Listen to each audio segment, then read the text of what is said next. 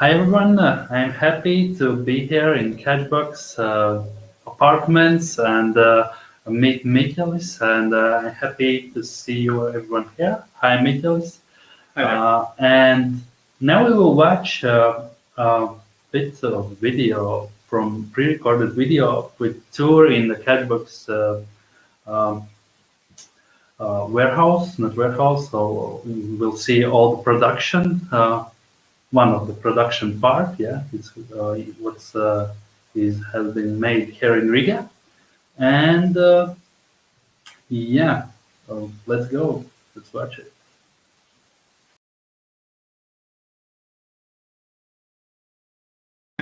Hi, my name is Mikelis Studers. I'm co-founder and CEO of Catchbox. Catchbox is a throwable microphone for audiences. Whenever you have an audience with questions and answers, you take this wireless microphone and throw it to the crowd, ask the question, and get it back, which lets you engage with your audiences in schools or organizations or companies, wherever you have, someone to discuss with. So it's a wireless microphone that we're producing and developing right here in Riga, Latvia. And also another interesting thing for this microphone is that it's made out of fabric, so it's soft, and you can print on it. So you might as well order it with the prints for this logo of your own school or university or company. Company has been founded 8 years ago, and since then we worked with a lot of companies and organizations around the world, which led us to innovate also in other microphones, which is the one that you see right now here that I'm using. We call it presenter mic. It's basically something that presenter, the person in front of the crowd, is using instead of the audience, which is using this microphone. So in this way, we can mic the whole setup of the meeting or the class or the lecture. So now we can go and have a look on our manufacturing and production site right here. Let's go. All right, let's have a look. So we have our manufacturing site right here. We do the printing with our printers, as well as there's sewing right here. Or the products get created with these sewing machines, as well as the assembly and the whole process of producing the product till shipping to the customer. So you can have a look how we do that here. And we do also have a small warehouse here where we keep the products and everything for our customers right here. We also have the place where we test the products and also create new prototypes with just the development facility where we work on the next generation of catchboxes.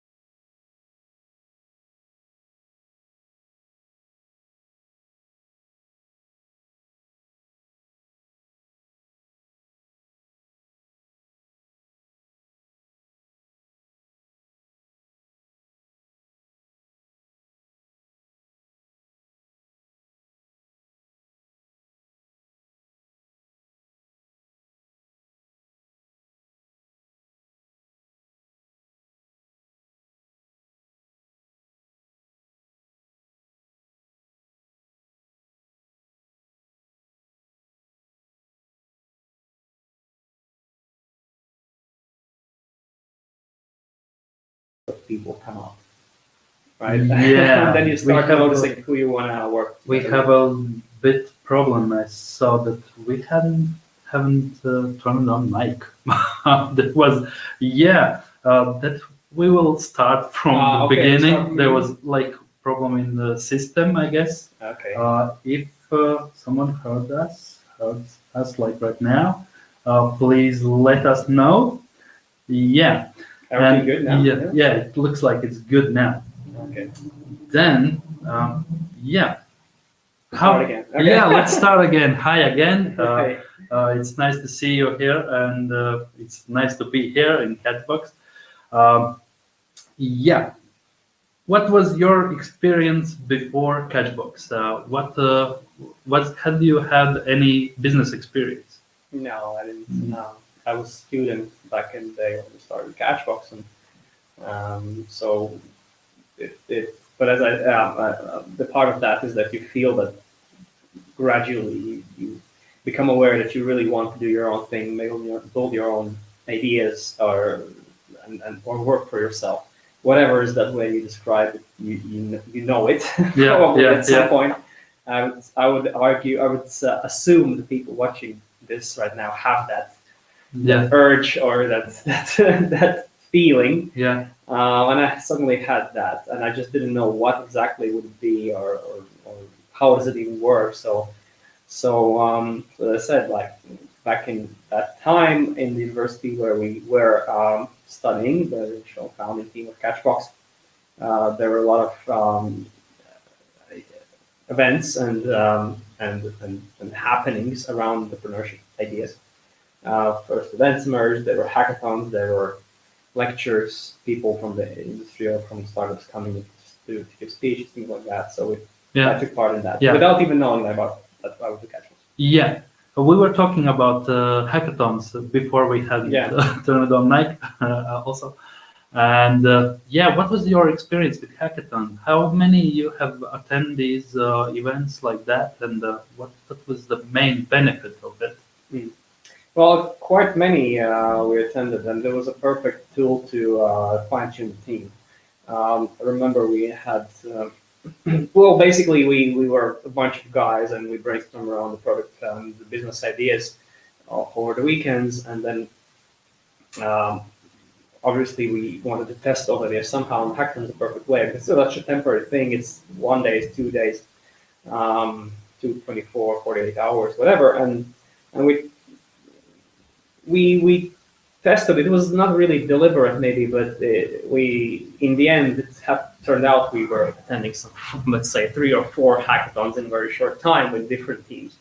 And at that point, like when you have overnight, like really like hard work, worked all night and things like that, the bad and the good traits of people come out, and then you see whom you want to work together with.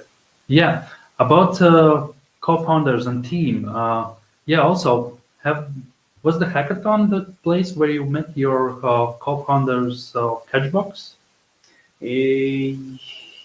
Well, it's more kind of university in general, I would say, but once, but then we worked in different, as I said, in different team constellations. Yeah. Or a few hackathons. So, yeah, I would say it's more like a university in general, but hackathons were a means, a tool for testing. Yeah. Okay, Catchbox.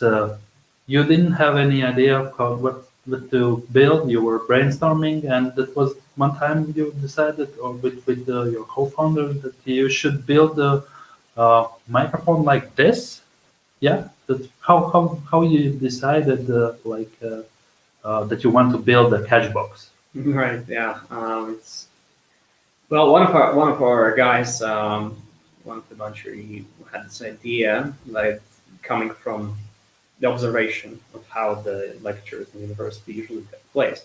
You know, fairly recently, in the last few years, let's say 8 or 10 years, the teaching in university education has shifted towards collaboration and discussion instead of one-way information, delivery. Yeah.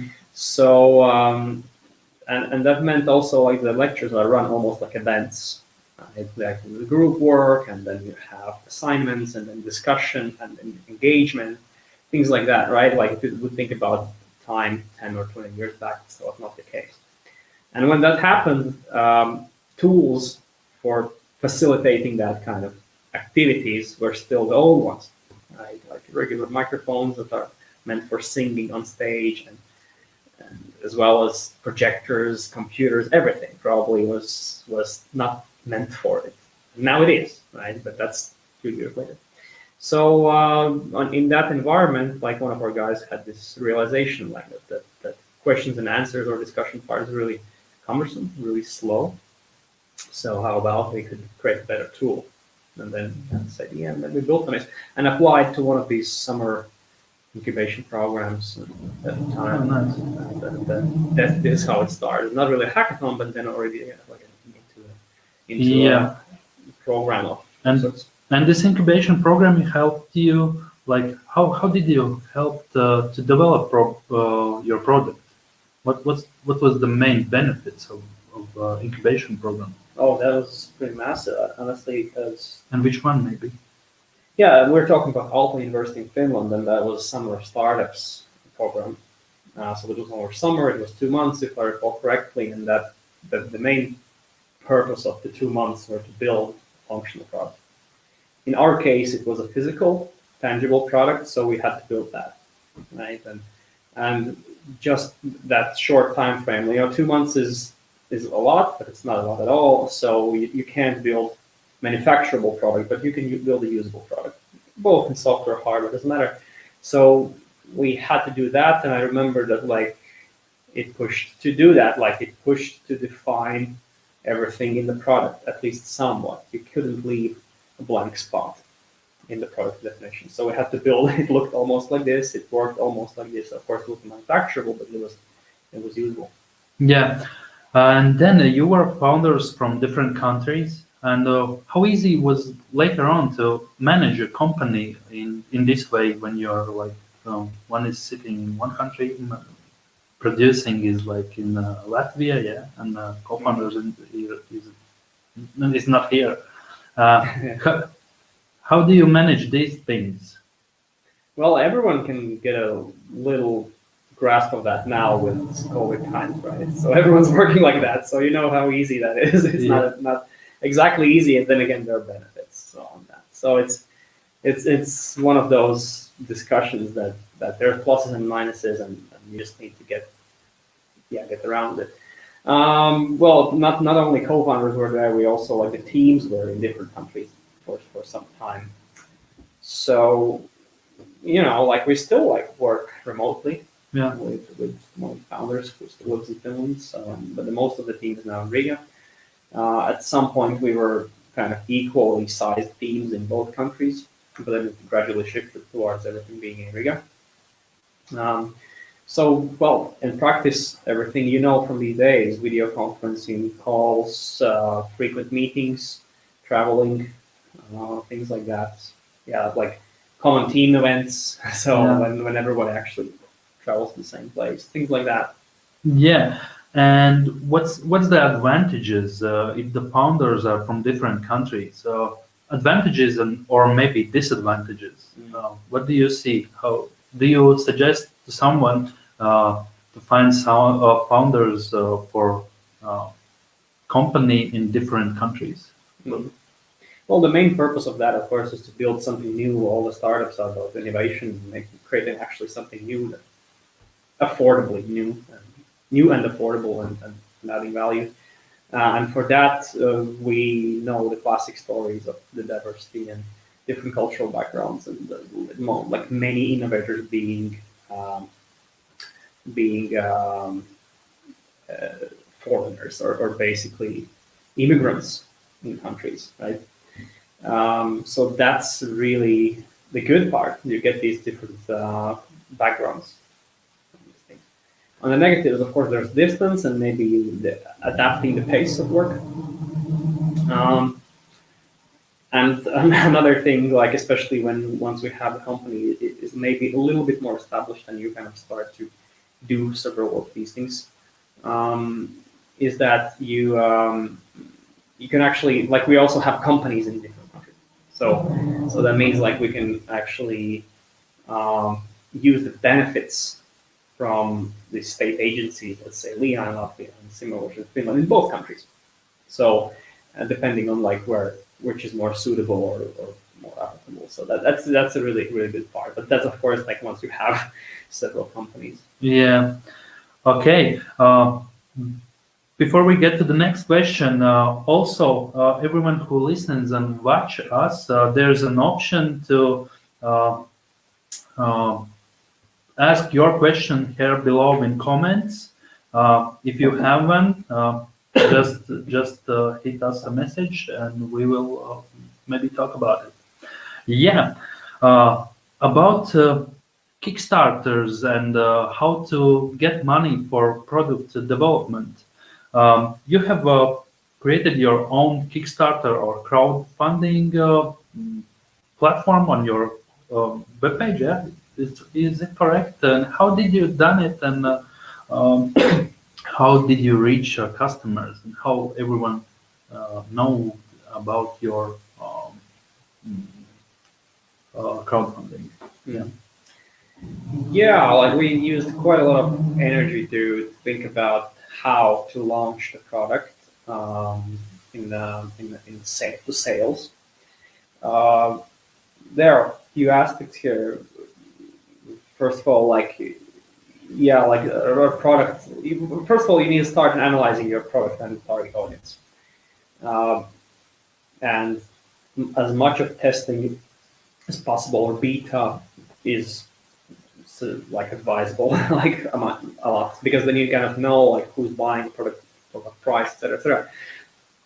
And once you launch the crowdfunding, then you need to find a platform, right? And there are so many platforms these days, and for consumer products, more maybe gadgets and things like that, you would definitely use Kickstarter. For like more offbeat, you would use Indiegogo, like, and those are the two names. And then there's like probably like hundreds of other platforms that you could use, and they use also the visibility of those platforms. But you need to like see like what type of products resonate with the audience that checks out those platforms, which led us, for us, to not use any of those platforms, but look into this idea, which was, I think it was called Self-Starter, which is basically a website code that mimics the crowdfunding thing, but on your own website with your own credit card processing and things like that. Of course, then you are completely on your own in terms of marketing and pushing the word out. But we chose that way, build it inside our website. But the illusion there is like nothing really starts or nothing really kicks off by launching the website. We had, before launch of this mentioned thing, already built some traction. We have built the product, we had showed the customers, we have rented it. So our product initially was quite a lot about events and maybe big crowds gathering and big events. So we sent this product there for the use. People took interest.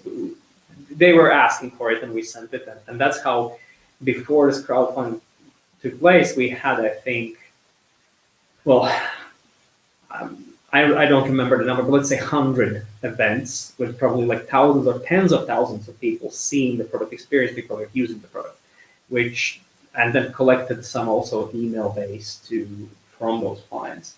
And that was the key to let them know immediately as they launched.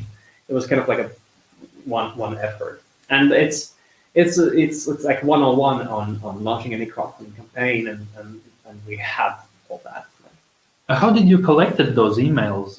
That's like from the event attendees or something like that? I don't remember, but it was mostly like clients, and then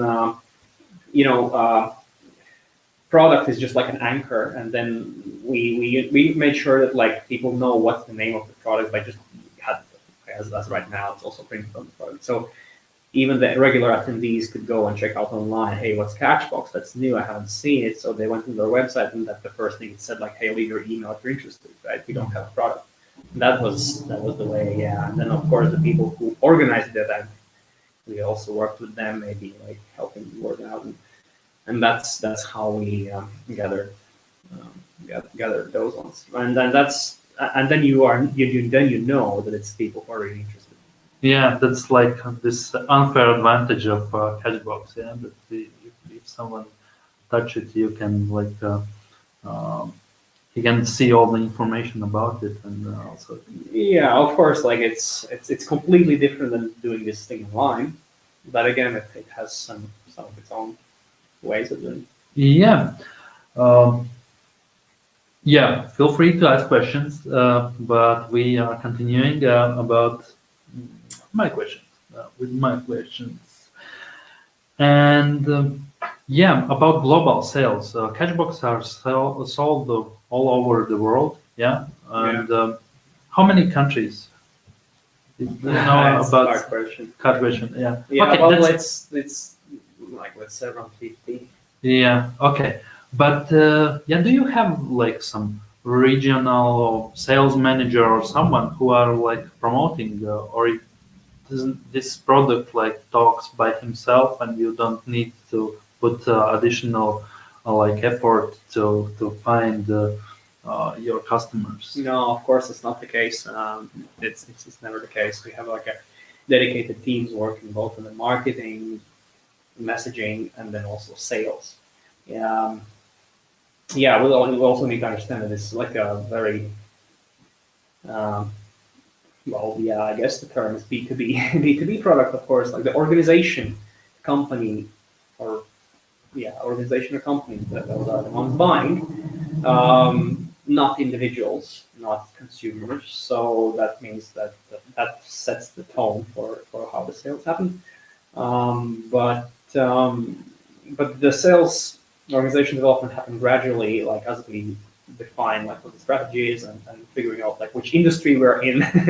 And the industry happens to be audiovisual slash IT equipment, and that means we went to companies that in every country do sell these kind of products, and we have partnered up, and now we currently have maybe 600 of those resellers globally. You can go on the website and check it out. Yeah. It's in the front page actually. And that's exactly serves as this point, because like you need to answer the question, how is your client, in our case company, buying such a product?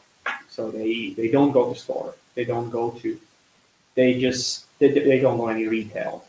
They Mhm.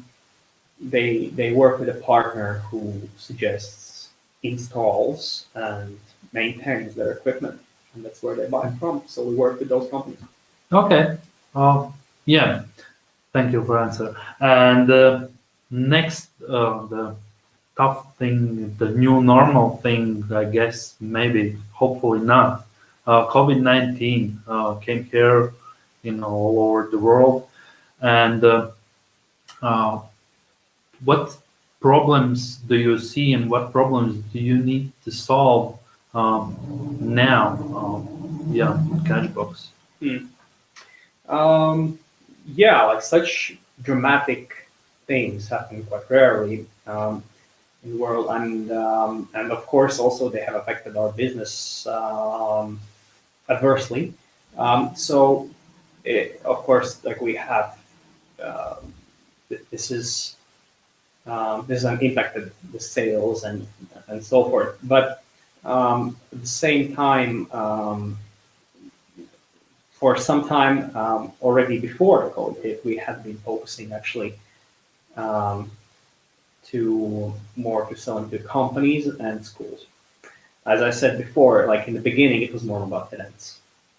Um, it required to think through the strategy several times and think about the product several times. The thing that you see here and which you are using by the way now is the same product as this is Catchbox, but inside there, technically, there are several products, different products that we would use for events industry, and different products you would use, for example, in the company for video conferencing, for example, or streaming that we are using right now.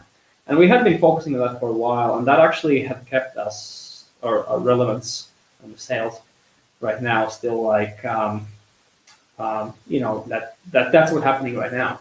Like there are no events, so Yeah. so like shifting the focus away from that has helped us to in this case by accident, right? So that being said, like that we have built also around some products, as you can see in video. We have this presenter mic. We are also working on video conferencing microphones, more exactly targeted for, let's say, this kind of rooms, which there are many of them, which are in big use right now in companies because remote work is the new norm. So we've been focusing on those kind of products. Of course, the most visible product then is this, and there's some problems now with using it because it's being touched and thrown around, and it could be problematic in these days. But we're basically developing new products that I would say would fit the would kind of it would fit us anyways without even the code. The code would just like accelerate some of these things. So that's our answer. Like we happen to be already before COVID working on the solution for code. Yeah, nice. That's good. Yeah, there's something that you should check out now. Yeah, that's good. And final thing that I want you to ask about new entrepreneurs who just want to start their businesses, and everyone who's thinking about questions still ask one if you have one. Yeah, about those entrepreneurs, what do you suggest for them? Maybe if you were like, you can suggest it also for you in like a few years before you started maybe a Catchbox. What's the general things that they should do or not to be afraid of or something? I think it's pretty simple. Just start right now. Yeah. Because there's never a better time. No. If you have the urge, if you have the inkling, if you have the gene, then start now. Because it will take some time, but the sooner you start, the better it gets. And then practicalities, of course, it's kind of a little bit as with all the relationships. It's very seldom that you start the company alone. You start at least with a co-founder or two, and one thing to check is are you all aligned, and that's really comes to like some cultural alignment and then similar ideas about life. Things change, don't get me wrong, but you have to sense, are the people the right ones to work with, and if there's a slight doubt and you can analyze it like something is constantly not right, then don't push it down as well. So basically my advice is like start now and then really analyze your potential co-founders and start try to make it work, but don't be too blindsided that it will all work out just because. Be very critical also about the culture of it. Yeah. Okay. No one's asking questions. Okay. Bad for them, maybe. Then thank you for conversation. Thank you for tour. That was very interesting for me. I hope for everyone who are watching us also. Then okay.